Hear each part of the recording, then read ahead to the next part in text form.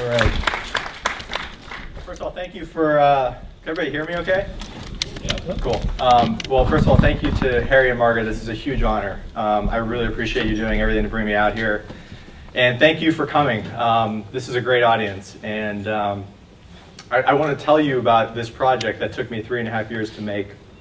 And I think I see a lot of young faces in the audience. So hopefully some of it will resonate with you. As Harry had mentioned, I worked at the Center for Inquiry, and when I was there, I worked as a campus organizer, and that's sort of getting a little bit ahead of the story. I was raised in a small town called Erie in northwestern Pennsylvania, and like many people in my community, was an altar server and went to church on Sundays and was interested in being a very devout person. And when I was 16, my best friend was Jewish, and I was very interested in learning what was true about the world and about religion. And I started to investigate the Bible and learn about the Bible. And this is really prior to having consistent internet access. But I would talk to priests and I would talk to people in my community, and I never really found answers that seemed to be honest and truthful about what I was seeing in the world and how every different religion seemed to have different stories about what was true. And I didn't really know anyone who wasn't Catholic or Christian in some way. And as time progressed in my life and I went to college, I minored in religion and got sort of my first taste of Southern Christianity. And Harry recommended that I put on a bulletproof vest, so I do have a vest on if anyone has a gun. But I wouldn't have really even put a label on what I was at that point in my life. I was just very curious and very interested in finding out what was true. As time went on, and truthfully, as I got my first laptop where I could basically take all the world's information with me everywhere I went and could ask this machine any question I wanted any time, and started in usually at the end of a long workday, learn about what the options were, how people could label themselves, how people could identify themselves. And as time went on, I learned about this dirty word and started to research this dirty word, as I had been told growing up, called atheism. And the word atheist. It took me probably from the first time I really started watching lectures, and Harry may actually have been in some of those videos I was watching when I was trying to figure out what I thought about the world, to finally come out and say openly to friends and family that that's how I saw the world. And after doing so, I joined this organization called the Center for Inquiry, which is in Amherst, New York. And I was a secular organizer for 3 years. And what I did, was I came to campuses like Florida State, and I organized and met with student leaders who were interested in meeting other people who had big questions about the world and wanted to have conversations about what was true and what wasn't true. And if they were an agnostic, or if they were an atheist, or if they were very skeptical of religion, provide a community for people to have those conversations, which is something I really didn't have growing up. And I got this idea at the Student Leadership Conference in 2009 to learn more about the stories of how people who came to that conference had gotten there, and what had happened in their lives. What would bring someone in America, which is still such a predominantly Christian nation, to be secular and to be outwardly agnostic or outwardly atheist. And in a conference room of about 60 people, I talked about potentially creating a book and putting their life stories together. And I asked if anybody would be interested to sign a piece of paper. And 30 of the 60 people put their name down. Fast forward 3.5 years later, and I've whittled that 30 to 25, and I finally have the book that I'm going to be talking about today. I was unaware of a book. I was very aware of Christian books that presented the story of people who were searching for these big questions and were interested in these big topics, who were searching the world's information and coming to find Jesus Christ. That was really the sort of books that I was exposed to when I was growing up. I had never heard the opposite story of people that were searching for the truth, had been exposed to all the major religions, including Christianity, and had sort of flipped that idea on its head and left religion and found another belief system, had sort of created their own structure for how they wanted to see the world. And in retrospect, after writing the book, I kind of looked at it and realized that I'd kind of created the book I wish I would have had when I was 16.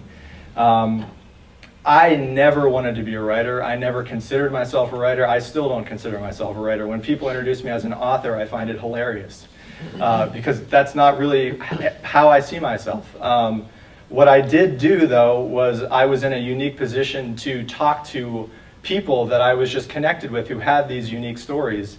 And what I did was I literally just got them online, recorded their conversations, and over a grueling 1.5 to 2-year editing process, just condensed and compressed their stories into individual narratives and sent them back to them so they could see them and make sure that I was representing their stories accurately, and then continued to edit and edit and edit and edit until finally I had what was the final book. What I wanted to do was put a human face on what it's like to become an atheist.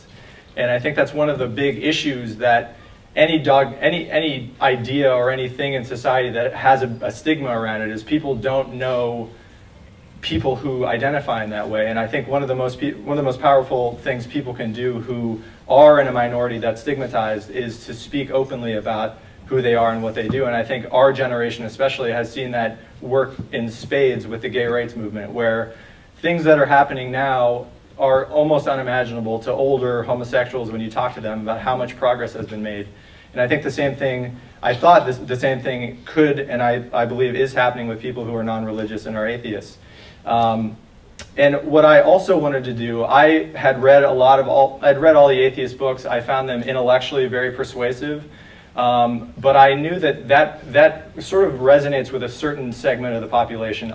There's a whole other segment of the population that doesn't really care about those topics, but they are interested in personal narratives and struggles that people go through and journeys that people go through in their life and conflict that they interact in demonstrating courage when faced with adversity. And so I wanted to hit people intellectually and tell the intellectual story of these people and these kids, these young people, and what they had gone through, but also tell the story of emotionally what it was like to oftentimes go against the grain and go against a culture when you're 16 years old or 18 years old. And I thought that perhaps that would be able to resonate with people and allow people that right now have a stigma towards people who are atheists to potentially change their mind. There are 25 chapters in the book, but what I really wanted to do, 25, that's a lot to bite off in an hour. And I want to leave time for questions at the end. But so I've condensed 6 of the stories, and they all have kind of a unique story that they share. When I interviewed Jessica Alquist, she was 16 years old. She's 4'10" and probably weighs about 90 pounds. I had learned about her story through a friend of mine, and she was a high school student when I interviewed her. Her mother, when she was growing up, was developing symptoms of psychosis, and by the time this had happened, she had already sort of left religion, but in an act of despair, she basically dedicated a year of her life to praying to God to save her family and to kind of bring her mom back to life and to improve her circumstances. When that didn't happen, she sort of solidified the fact that God isn't helping her family because she doesn't think God exists. She's a very sensitive person, and she talks in the book about times when she was in school and learning about the Holocaust and learning about slavery, where she would just sit in the back of the room and cry. And I think she sort of had a perspective towards people who were persecuted that really emotionally resonated with her. When she was a sophomore in high school, one of her friends pointed out that there was a prayer banner in their gymnasium and she went to a public school in Cranston, Rhode Island, that was asking the Lord to look over the students and to help the students. She went home to her father and she asked if her dad thought that it was constitutional to have that sort of a banner, a deistic banner, a religious banner, up in a public high school. He said he didn't think it was. So she went through a process of filing a complaint with a subcommittee that was going on at the school. And eventually, after the subcommittee rejected her notion to get her prayer banner out of school, she ended up filing a lawsuit with the ACLU. And after the book was published, a verdict was rendered, and the prayer banner was taken out of the school. And like with her chapter and a few other chapters I'm going to share with you, I want to read just a short section of her chapter so you can sort of hear her voice and get some more details of what happened to her in her journey. The point we meet her in this chapter, is after she had gone to a meeting where there was basically a collection of adults who were deciding whether or not this prayer banner was going to be taken down. It had been brought to their attention that perhaps it was unconstitutional, and they were debating whether or not to just take it out of the school. At the end of that meeting, the subcommittee decided to have yet another meeting. The next meeting was in March and was even bigger than the last one had been. We had maybe 10 people in support of removing the prayer, with over 100 people who wanted to keep the prayer in the school. It was very difficult for me to speak in front of those people. When the prayer supporters got up to speak, they wouldn't just argue about keeping the prayer. They would say things about atheists, how bad they are, how atheists have an agenda, and that we're socialists. At one point, one woman went up to speak, and she told everyone to take out a dollar bill. She took out a dollar bill and said, "Hold it up to your head. I want everyone in this room who doesn't believe in God to rip it in half." When none of us did, she said that was proof that the prayer should stay, emphasizing that "in God we trust" is on the money. I still don't really understand what her point was. At the fourth meeting, the vote was held. The result was a vote of 4-3 in favor of keeping the prayer and fighting the ACLU. I remember at the first meeting, the superintendent had said, "If you want to pray, maybe you should go to church. I'm a Catholic. I go to church every Sunday, and I see a lot of empty pews around me." I was on board with that. I thought that was pretty cool. No one's trying to take away religion. We're just trying to separate religion from public schools. He seemed to be on the side of taking it down, but when it was his turn to vote, he said, "I think the prayer should stay. We need it there," and voted to keep it in the school. It seemed like the majority was scaring him and making him think that he wouldn't get reelected if he didn't vote to allow the banner to remain. That was a common theme with others on the subcommittee. They had started off rather neutral. That story of having a community like that sort of rise up in opposition to her constitutional objection to the prayer banner, it's interesting. I thought a lot about how different communities within the United States had sort of risen up against individual people in these books, and whether that was unique to the South or whether that was unique to specific states. And one of the things I really determined is it wasn't so much where these objections were happening, where these people were sort of letting their voices be heard. It more had to do with how isolated and rural those communities were. Almost none of these people received any backlash in major cities. It generally happened when it was just sort of an entire community that was isolated from everybody else. The second story I want to talk about is of Michael Aminy. And Michael is actually the reason why I started to think about whether or not I wanted to write this book. I had read his story when I was an organizer at CFI. And when I was there, he had written about a 2,000 or 3,000 word essay about what he had gone through in his journey. And he was raised as a Mormon, a very devout Mormon. And growing up in northwestern Pennsylvania, I had never met a Mormon in my entire life until I was in my mid-20s. He was incredibly devout. And his story was one in which when he was a kid, he would have nightmares all the time and was very, very afraid of God. And one of the things that he would do at night was pray for God to protect him so that he would never have nightmares anymore. And if God would do that, then he promised God that he would read the Bible and read the Book of Mormon. He ended up doing that, and he notes in the book that because he had this routine where every night he would read the Book of Mormon before he went to bed, he had, by the time he was in his 20s, read the Book of Mormon 15 times. He notes that Mark Twain once noted that the Book of Mormon is like chloroform in print. And he continuously would pass out and fall asleep while he was trying to read the Book of Mormon. But nonetheless, and there are insights throughout this entire book that I really gleaned from all of these different religions, and I wanted to make sure that all of the major faiths were represented, and I wasn't just picking on my native Catholicism, that there was a lot of different faiths and a lot of different people that could sort of resonate with it.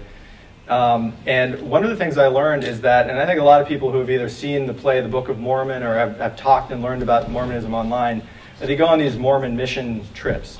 And to Mormon men especially, Mormon missions are sort of like what becoming like a Boy Scout would be like, or sitting around the fire and talking to people. It's the pinnacle of your youth. It's the best thing that you do when you're a young person. Before Michael was to go on his Mormon training camp before he goes off for his 2-year mission, he had been dating a girl throughout high school. And for 2 years, they started dating when they were 16. And when he was 18 and about to graduate from high school, he was about to go off and go to his Mormon training center. he had just gone through the ceremony where he gets what's known as Mormon underwear, these Mormon garments that people over the age of about 18 put on for the rest of their lives. There's a great picture online of Mitt Romney wearing these Mormon underwear online. I don't know if anybody saw that. But literally the day before he was about to go to Provo, Utah to begin his training, he snuck out the back of his house and lost his virginity to his girlfriend. The next morning at 6 a.m., goes to the Mormon Training Center, which he quickly finds that the Mormon Training Center is also known as, the initials are MTC, and people there also refer to it as the Mormon Torture Chamber, because they sort of like put the moral grind on you and make you admit anything wrong that you've ever done in your entire life.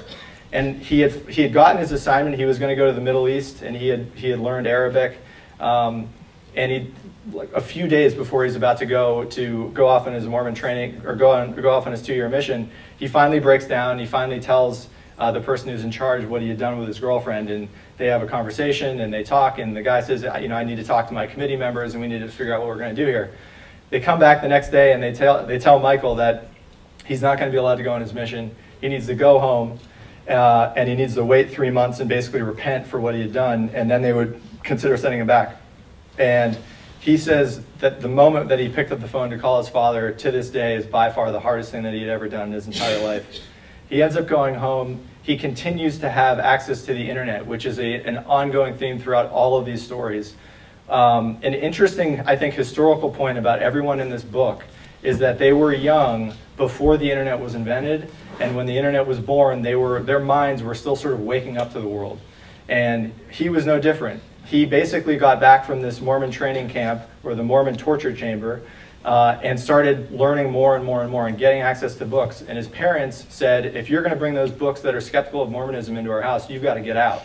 So he moves out, and he ends up going through basically like a complete collapse in his life, where his girlfriend breaks up with him, his parents kick him out. He's basically lost everything in his life because he doesn't believe in the Mormon faith anymore. And I've never actually asked Michael, but you can see in this picture that his arms are hanging over a bridge. He almost killed himself. There's a scene in the book where he's standing on the top of an overpass in Spokane, Washington, and he's about to jump off. And he decides that he's going to try to resurrect his life. And that's another theme that comes in a lot of these stories, is people sort of turn that Christian narrative on its head, where they oftentimes people believe that in order to find any meaning in life, you have to find God. And a lot of these stories, to their lights, sort of show that it's actually the opposite way around for them. That it was only by kind of leaving and creating their own reality that they could actually develop their own values. So I'm going to read you a short section from Michael's story.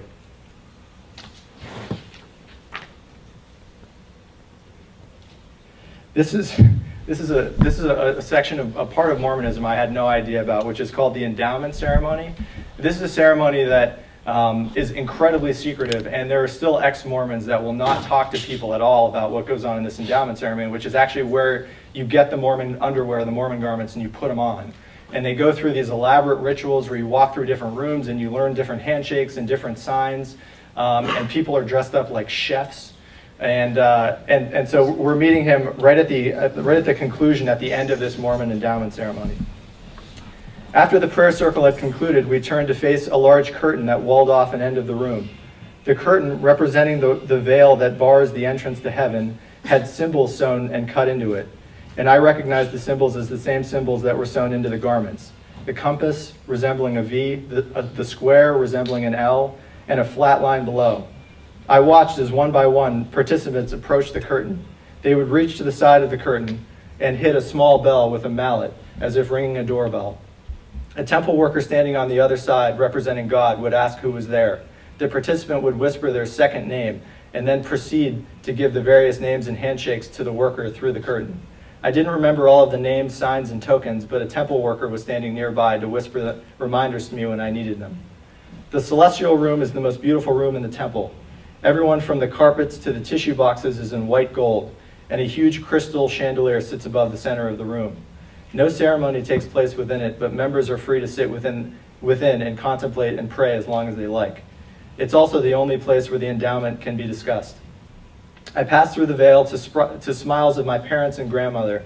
They were beaming with pride and happiness as my grandma asked, "Wasn't that amazing? Wasn't that just wonderful?" Feeling completely overwhelmed and wanting nothing more than to get away from the temple, I couldn't think of anything to say. "I think they all look like celestial chefs," I blurted out. They laughed quietly, and we went back to the changing room and left the temple. The car ride back home was mercifully silent, and I didn't speak to anyone for several hours after that. I kept replaying the ceremony through in my mind, trying to find any connection to the church I'd grown up in, believed in, and loved. I barely slept that night, lying in bed in the garments for the first time, cycling through various emotions. I felt angry at the church for deceiving me. It felt as if my entire upbringing had been a bait-and-switch con.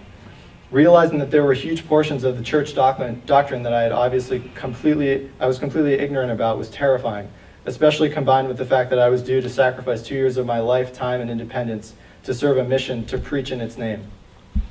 The next day went by in a haze. I couldn't stop trying to find ways to square the ceremony with the culture and doctrine that I had been raised in. Not long after, I was walking through a Barnes & Noble and saw a book on display on the edge of an aisle. On the cover, I saw the compass, the square, and the very same green fig apron that I had seen in the temple. I snatched the book, found a corner of the room, and furiously tore through its pages. The book was an exploration of Masonic rituals, and as I flipped through page after page of the same symbols and handshakes I had seen in the temple, a narrative formed in my mind. I sat on the floor and stared at the ceiling. Suddenly, the church no longer looked like a divine restoration of an eternal organization, but a patchwork faith cobbled together from anything that Joseph Smith had encountered and found mystical. All the challenges, struggles, questions, and dilemmas I had suddenly made sense. I leaned forward, afraid I might vomit. In a world-shattering 15 minutes, I had decided that the church was man-made. I'll add one other quick thing about this story. At the end of the chapter, he ends up meeting a man in a hostel in Washington, D.C., and there's a communal bathroom, and they meet at the bathroom, and people are getting ready to go to bed, and he meets this older man who's dressed up in his full garment, his Mormon underwear, and Michael looks at this guy and he says, "Are you LDS?" which means, "Are you Latter-day Saint? Are you a Mormon?" And the guy says, "Yes." And the guy in the Mormon underwear asks him, "Are you Mormon?" And Michael says, "No, I was, but I got out." And the guy in the Mormon underwear starts crying, and Michael says, "What's wrong with you?" And he said, "I haven't believed in the church for 40 years, but my wife's in the church, my children are in the church, and now my grandchildren are in the church, and I can't leave." And I think that sort of social pressure happens a lot to people who are in faiths or religions that they want to get out of, but for some reason feel trapped. And another reason I wanted to kind of write this book now is I think when people are young, they're in a unique position to kind of choose what path they want and to kind of go on the life path that they want. And that was certainly something that resonated with him. J.T. Eberhard, I have known for probably 5 years. And of all the people in the book, there are generally patterns that establish within people who leave these variety of faiths. Usually when they finally become an atheist and break free of religion, there's an extended period of true hostility towards their parents, towards their upbringing. They feel very betrayed. And most of the people eventually kind of, it's not that they grow out of it entirely, but they just sort of tone it down a notch. JT is sort of the one exception to the rule. He was an evangelical youth. He actually grew up not too far from here. And when he was finally about 16 years old, he read the entire Bible cover to cover. And he said, and he says this in the book, by the time he was done with it, he was an atheist. Basically, he had gone to the Bible to prove itself. And that's another theme that runs through a lot of the people in this book, is that they went to logic and they went to literature to prove the faith they wanted to believe in. And he went to the Bible trying to prove Christianity. And by the time he was done with it, he couldn't believe in it anymore. And he was kind of a passive atheist. He was kind of passively non-religious for a long time.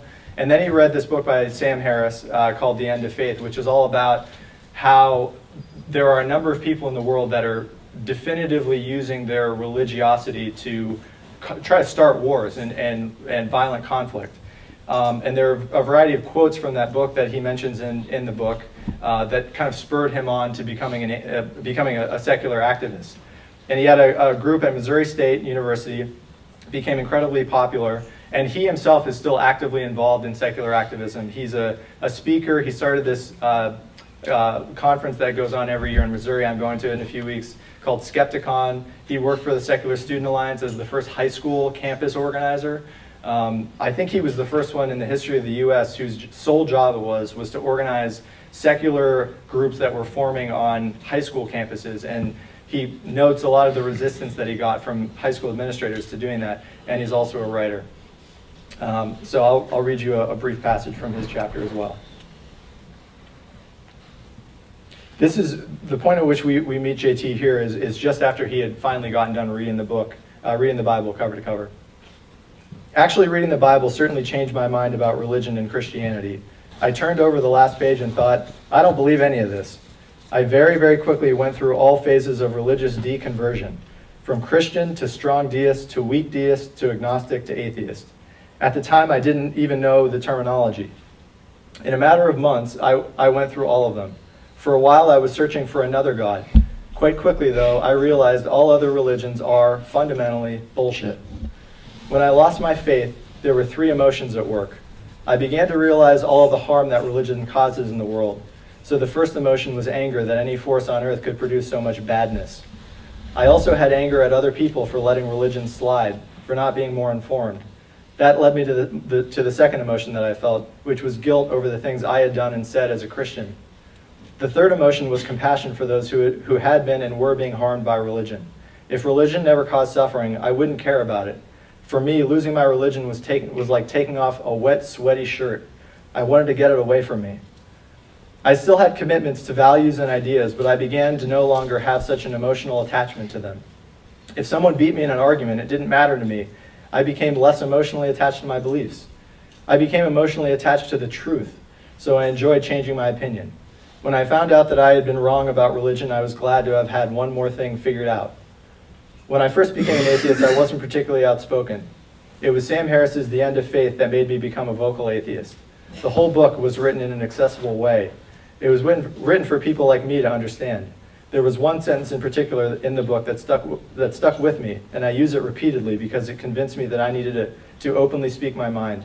Paraphrased, it says, "We live in an age when someone can both have the resources and the intellect to construct a nuclear weapon and still think he'll receive paradise for detonating it."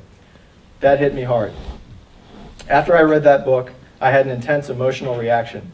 I feel like I have a fairly strong sense of justice, and I realized that there was no greater threat to justice than religion. So, as a compassionate person, I wanted to do something about it. In college, I started to get more involved in atheist activism. My friends and I started drawing flying spaghetti monsters on our campus. And at one point, we were stopped by a campus security guard who asked, "Are you part of a campus organization?" I lied and said, "Yeah, absolutely."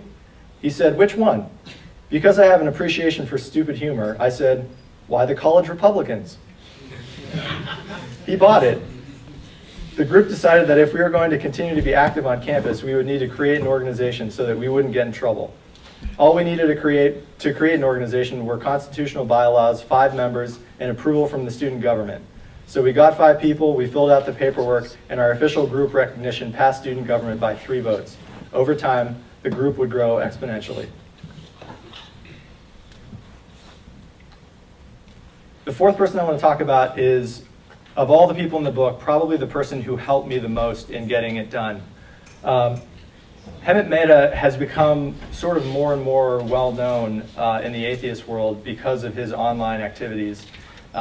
He writes a blog now that's called The Friendly Atheist, and he's had a couple posts of late that have done incredibly well on the website Reddit. So I oftentimes see him popping up on the front page of Reddit. He was raised as a Jain, and I didn't know what Jains were until a few years ago, but essentially Jain's entire ideology is based on nonviolence. They're an Indian religion, and there are some members of the Jain faith who literally will, if they look at a bug and they see bugs on the ground, they will step over it. They oftentimes will put mats in front of them as they walk to try to prevent themselves from killing any living creature. A lot of them will put masks over their face so that they don't accidentally swallow any live insects and kill them. It's about as peaceful and nonviolent a religion as you possibly can have. Hemant was born in the United States. And his family talked about God, and they talked about God sort of in this nebulous thing that everybody just sort of like winks at each other and agrees that everybody believes in. And so he grew up in the U.S., and he would go to a variety of high schools, and he would say that he believed in God. At one point, when he transferred from one high school to another in Illinois, he lost all of his friends. He shows up at this high school of 3,000 people, not knowing anyone. And he starts to wonder, if God is really out to help me, why is it that I'm entering this high school and nobody wants to talk to me? And I don't know everyone. It seems like I'm losing my entire life. He's one of the older people in the book, and he kind of hits the internet right around that time and logs on to AOL, which is like this old school internet system that a lot of the older people in the audience probably remember. And so he starts to kind of search for chat rooms and people that he can talk to anonymously online. And he starts talking about how he thinks God might be fake and might just be made up. And he meets this guy who's like, well, look, that may be true, but you need to shut the hell up about it, because if anybody finds out that you're an atheist, you're going to lose everything you have. So he kind of kept quiet for a while. But he got into college, and he learned that where he was going to school in Illinois, they had a secular college campus group, and he wanted to get involved, and he wanted to kind of help people who were in a situation like he had been in high school and change the way the perception of atheists happened. And he got involved, and he did that, and he became a math teacher after he got out of college. And he started blogging. And then as sort of a prank, he put on his blog that he was going to put up on eBay. He was going to sell his soul on eBay. He was going to auction it off to the highest bidder. And by this point, he's an out atheist. He doesn't believe in God, so he's going to put his soul on eBay. And sort of as a joke, he just throws it up there. And miraculously, there's a bidding war that sort of goes on between a bunch of Christians and a bunch of atheists who are bidding on his soul. And the number keeps going up and up and up. It starts at like $20, then it goes to $40, and then it goes up into the hundreds of dollars, and people keep bidding and bidding and bidding. And finally, the Christian group, they win. They outbid the atheists. And so they say, well, what you're going to need to do in exchange for this is we're going to send you to church. You're going to need to go to church for a variety of weekends, and then you're going to have to write about it on your blog. So he's like, fine, you won the war, you won the bidding, we're going to do this. So he starts to go, and he goes to a variety of different churches. He starts writing about it, and he notes in the book that his perception of Christians was sort of fully informed from The Simpsons. And so he kind of categorized all Christians as sort of being like the Jerry Falwell type, like the Pat Robertson type, that all believe these very right-wing things. And he quickly found that a lot of, it's like any institution or any group of people, like people are just different. And he actually found that he had a lot in common with a lot of people in a variety of churches that he met. And it kind of changed his mind about how he viewed Christians. Then a Christian publisher saw that he was blogging online and asked him if he would be interested in writing a book about his experiences going to a variety of churches. And so he said yes. And I think to this day, he is still the only atheist that is ever published through a Christian publishing company. So about 4 or 5 years ago, he published the book, I Sold My Soul on eBay, which is still available on Amazon. And after that, had gotten very involved in his blog, The Friendly Atheist, where he talks about sort of current events issues. He's definitely moderated his views about atheism and about Christianity generally, but he's a public school teacher, and from time to time, because he's a public figure online, there will be different right-wing groups or Christian groups that kind of come after him. And there was one, I think it's called the Illinois Family Research Council, found out that he was a public school teacher, and then emailed the school board and emailed his principal about this heretical atheist who was teaching these young people math. And so the school board and the principal learned about it, and the principal calls him into his office, and they talk about it, and the principal basically asks him one simple question. He says, are you talking about this and promoting this in your classroom? He said, no. He said, fine, I don't care. And that was it. And then it moved on. He actually ended up reaching out to the woman who emailed the entire faculty and his principal about the fact that he was an atheist. And as most people now know, online arguments can escalate very quickly because there's no human element to it. And he met up with this woman, had coffee with her, said, she's a really nice woman. She believes some crazy shit, but she's a really nice woman. And so he has a bit more of a nuanced view of things now, I think, after his experience. So I'll read you a quick section from his chapter 2. When we meet him in this part of the book, he's just moved from Knoxville up to Illinois, and he's starting to really question things about his religion. When I was 14, my family moved from Knoxville, Tennessee to Orland Park, Illinois. Having to go from a place where I had a lot of friends in a junior high school to starting fresh at a high school of more than 3,000 kids and not knowing anybody, I began to question God for the first time. I started asking myself, if my religion is right, how come no one else has heard of the Jain religion? And if I'm right, why doesn't anyone else believe in reincarnation like Jains do? Is there any truth to any of this? I'd go on AOL late at night looking for answers, grasping at straws. I found a couple atheistic websites that became very influential to me. The more I read about what atheists had to say, the more I realized that I actually agreed with them. I discovered that I didn't just think that Jainism was wrong, I thought that religion as a whole was wrong. Over the course of only a couple months, I became an atheist. During my time online, I remember talking to a guy in a chat room telling him that I no longer believed in God. He said, "You need to keep that to yourself because you'll get beaten up if anyone finds out." He easily remembered the abuse he had received earlier in his life for being an out atheist. I've never told anyone that story. I kept my beliefs to myself. It took a while for me to become completely comfortable using the A word with my peers. Over time, I began throwing out some feelers. I remember writing down my thoughts about religion on 2 sides of a piece of paper and handing it to a friend of mine. She read it and handed it back to me and said, "Yeah, that actually makes sense." Still, I didn't know any other atheists. I remember in my high school freshman English class, we were talking about Greek mythology. My teacher asked everyone in my class if they believed in God. Everyone in the room said yes, and when the question came to me, I said yes as well. It wasn't until college that I fully came out. I helped to start a group that became involved in the secular movement. I was exposed to a new world.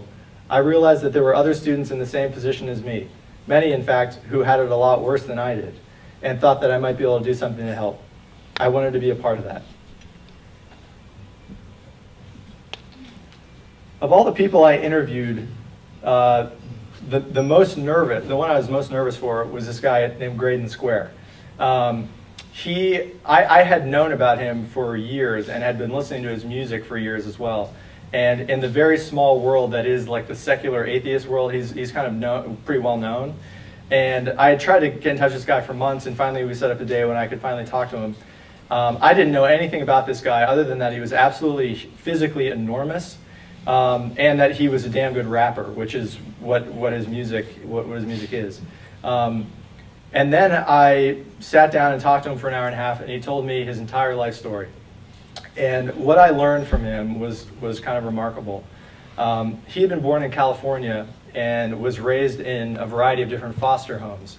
And something I didn't know about foster homes until he told me, and this is clearly not true for all foster homes, in his experience, in the variety of foster homes he had been in, the people who end up adopting you and bringing you into their home are often either former or current pastors or preachers, and they kind of bring in young kids to preach their version of religion.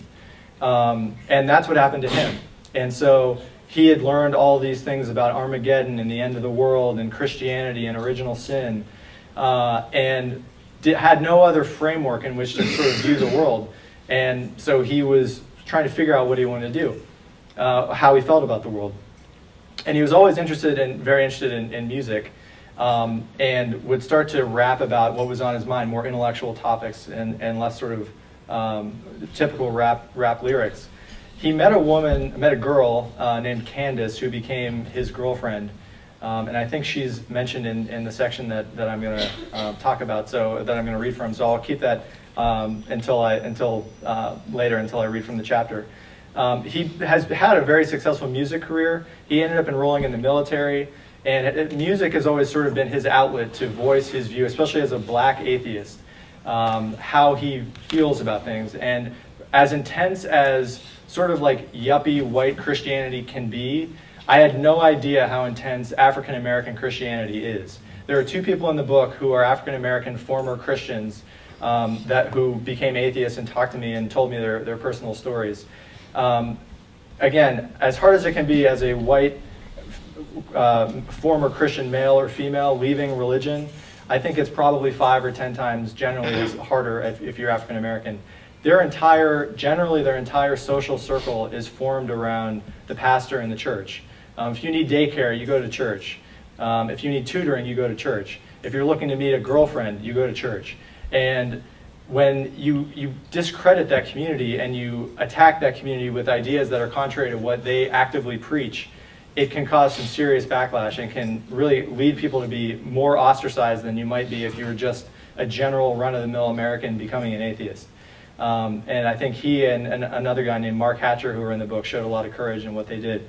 So I'll read you a brief chapter from his story. And Candace is a girl who he meets, who ends up becoming one of the most influential people in his life. They date for a while, and it was one conversation with her that really turned his view of religion on its head and really got him thinking about how he viewed Christianity and religion in general.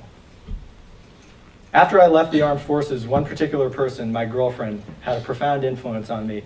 We were together during what proved to be a pivotal period of my life. One day we had a conversation about the origins of religion within black culture. I asked her, had our ancestors not been a product of the transatlantic slave trade, would we today as African Americans believe in a Judeo-Christian God? I'll never forget her reply. She said, African Americans went through the experience of slavery as part of God's plan. The reason that there is strife, poverty, and conflict in Africa is because he wanted to deliver certain chosen people into slavery 400 years ago. No religious explanation about the world seemed to make sense to me, and I wanted to find one that did. After a lengthy binge gathering information, I went through a period of uncertainty. I thought, I don't know if there is a God, but I'm certainly not willing to entertain the existence of the Judeo-Christian God. To me, that all-loving, all-powerful God came from the same cabinet as the Greek gods Thor, Dionysus, and Isis. The Judeo-Christian God may be a different bottle of liquor, but they all appeared to me as fundamentally alcohol. I did more research on the internet. At that point, I had never heard any black person question the basic beliefs of the Christian religion. I continued writing music. I wrote a rhyme that eventually became a part of one of my songs. I posted the lyrics to the website xchristian.net and found that some people on the forum really liked what I was talking about. Once I found out that others enjoyed my ideas, I thought, there are other people who are asking these questions. I started writing more, and as I wrote, I ran out of material. I needed to continue to learn. The last person I want to profile is a guy named Chris Stedman. I learned about Chris actually after I had already left CFI, and he comes from an interesting sort of socioeconomic background. He wasn't raised in religion, he wasn't raised in the church, but he was raised in poverty. It was very, very clear to Chris from a very early age that other people had a lot more than he did. And he was always sort of precocious and always a very active reader, and read a lot of books like Roots, The Diary of Anne Frank, and was sort of shocked at all of the injustice that was in the world and really wanted to be a part of a community that was actively trying to combat a lot of the horrible things that have happened in history and are happening today. So the first thing that he did was he joined this evangelical Lutheran church, and it was great. There was free pizza. He was able to connect with different people. They were actively involved in trying to fight poverty and establish a community with one another. And then it hit him that he was 12, 13 years old, and he couldn't deny the fact that he was gay. And when he was going to church and going through these sort of like offshoot meetings with a variety of different people who were at his church with him, it was very clear from the Christian dogma and the Christian teachings what would happen to gay people. And I won't go into that too much because I think it's a part of the chapter that I'm going to read. He eventually ends up leaving religion, becomes an atheist, sort of goes through this period of extreme hostility, where he goes to his college, and every conversation he's trying to engage people about how wrong religion is and how everybody should be an atheist. And he very quickly learns it's not a great way to make friends. He kind of changes his tune, and he gets involved in with a Muslim community. A lot of Somali Muslims who were very close to the college that he went to. And he would go around and help them and give them food. And he started to, at first, like have a lot of resistance to even engaging in religious conversations with them because he didn't want to have the conflict. But over time, he found that really sharing ideas and sharing stories is a great way for people to not necessarily agree with you, but at least to empathize with where you're coming from and learn your perspective and maybe change their view about these evil atheists or these crazy Muslims.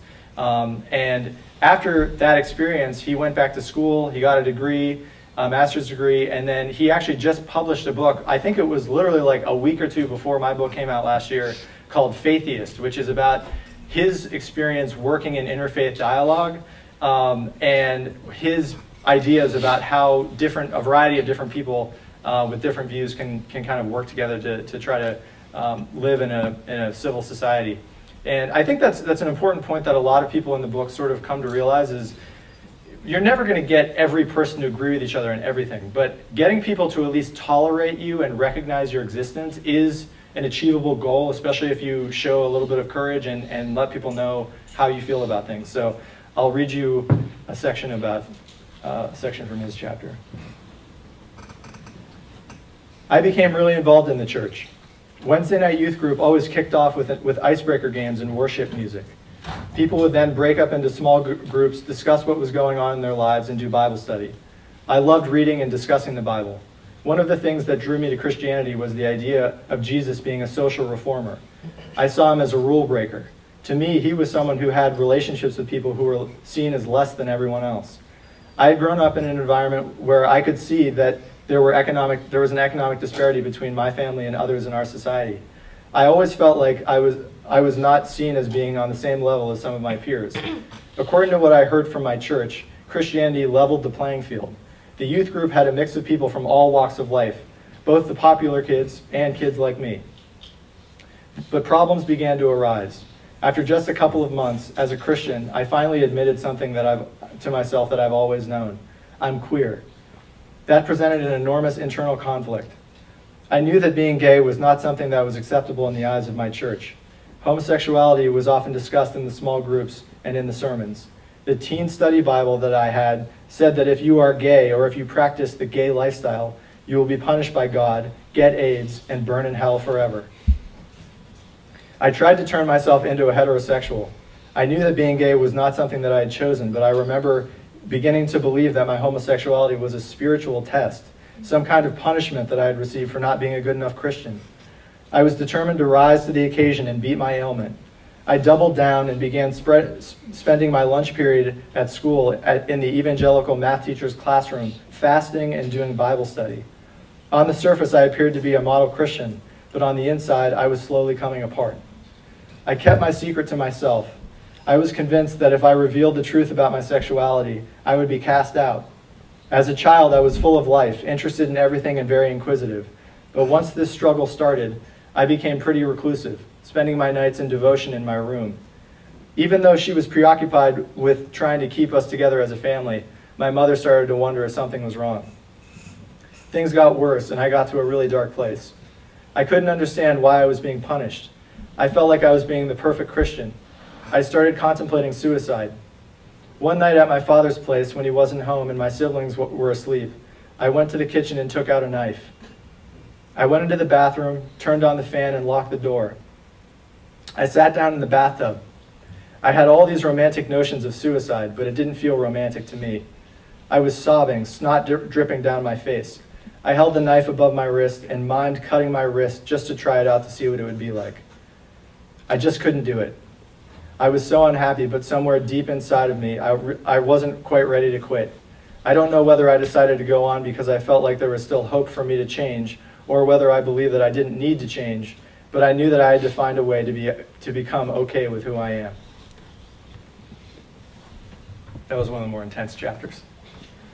So those are the six people I wanted to profile. I want to see how much time I have left. Okay, good.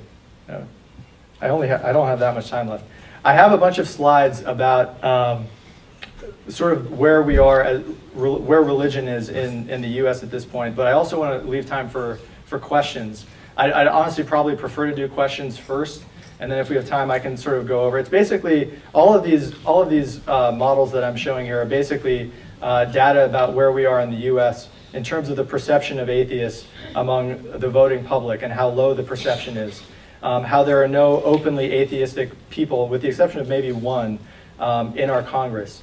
But religious affiliation by age is really changing, and the younger you are statistically in the U.S., the more likely you are not to be affiliated with religion. And I actually think that's probably going to do nothing but go up. You can tell here at the top line, the top two, which have 34 and 30%, are younger millennials and older millennials, which are the youngest demographic that we have statistics for at this point. And they're the highest people who are religiously unaffiliated in the nation. The older you get, the more affiliated people become with religion. You can see that the trend line of people becoming not affiliated with religion has been going up in the last about 10, 15 years and going up quite drastically. American confidence in religion has taken a nosedive in the last 30 or 40 years.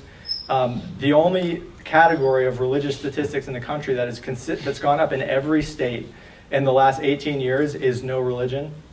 And globally, if you look at the statistics of atheists specifically, there's a difference between being religiously unaffiliated and being an atheist. If you look at specifically atheists, at the bottom you'll see the United States, and in 7 years, it went from 1% of the American population self-identifying as atheists to 5%. And globally, it jumped from 4% to 7% in 7 years. I don't think there's there's no way that doesn't have something to do with the internet. I really think that that's a fundamental part of why people are starting to at least be skeptical of religion and oftentimes completely change their mind altogether. So that's a very brief overview of all of those slides, and thank you all for coming. This was really great.